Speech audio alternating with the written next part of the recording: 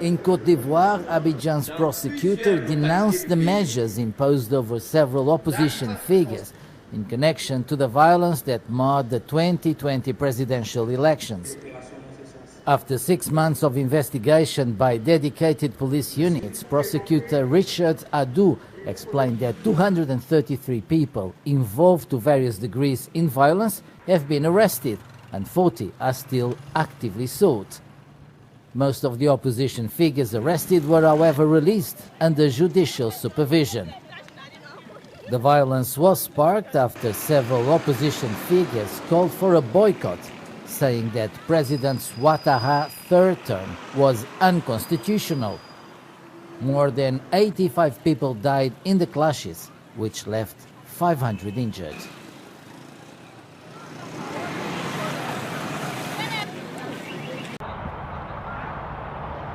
Africa's champion title holder Algeria is ready to kick off the competition. The Phoenix, who beat Tunisia to win the Arab Cup on December 18, hope to repeat their success at the African Cup of Nations that will launch in Cameroon on January 9.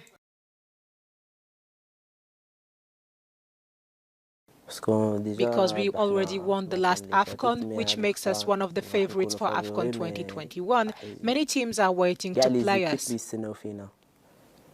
We have to be in the shape we were in 2019.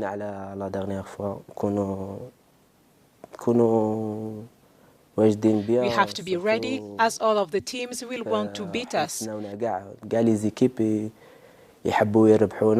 That will make the championship a little difficult for us in this AFCON, but we'll try to give our best until the end.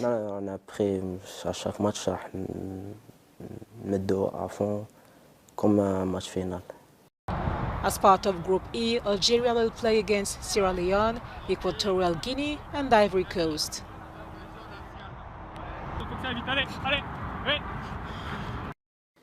I think it motivates us. In the last AFCON, some teams said that Algeria would be eliminated from the group stage. In Africa, there is no such thing as a favorite. You have to play well and stay focused regardless, as there are no easy games.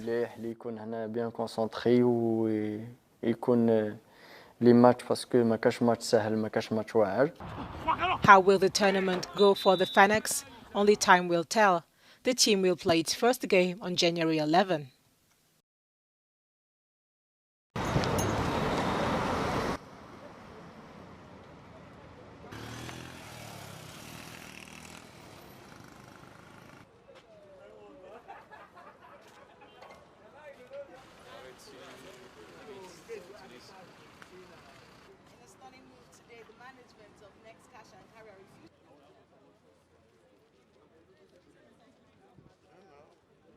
But the only thing that I'm actually aware of, like, they were actually firefighters, but just one truck that was actually present as at the time of the incident.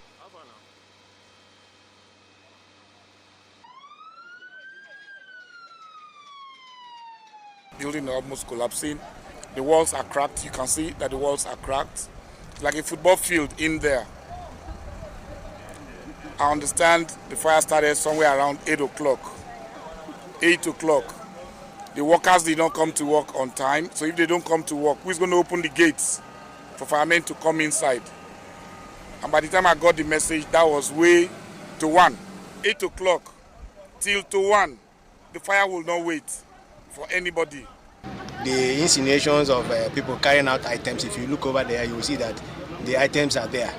It is the people working here that took these items to this place, and people were snapping them that there was something like that. No security operative had denied citizens access into the premises. The Federal Capital Authority said it has launched investigation into the incident. Michael Dibie, African News, Abuja, Nigeria.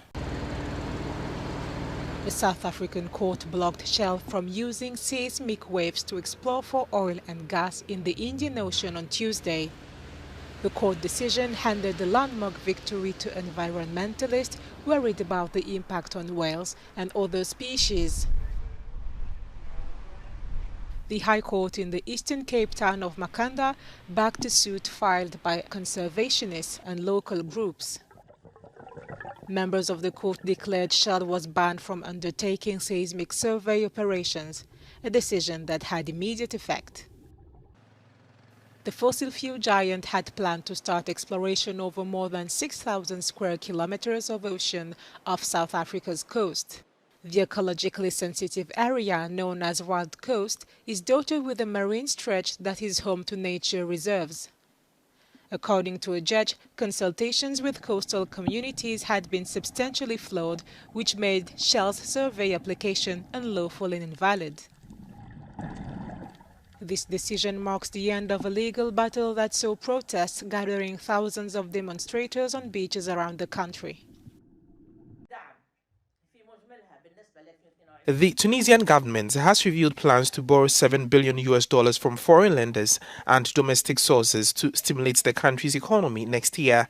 According to the Tunisian finance minister, the 2022 finance law boosts spending by over 3% year-on-year to $19.8 billion. The budget deficit, excluding donations, will be within 9.3 billion dinar. The deficit is expected to hit some 6.7% gross domestic product. What's the result of all these balances?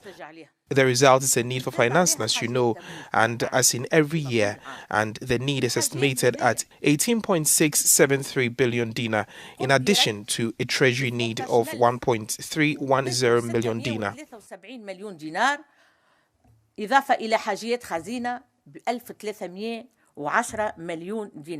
This will bring the country's debt to 82.6% of GDP. Tunisia has suffered years of economic woes due to COVID-19.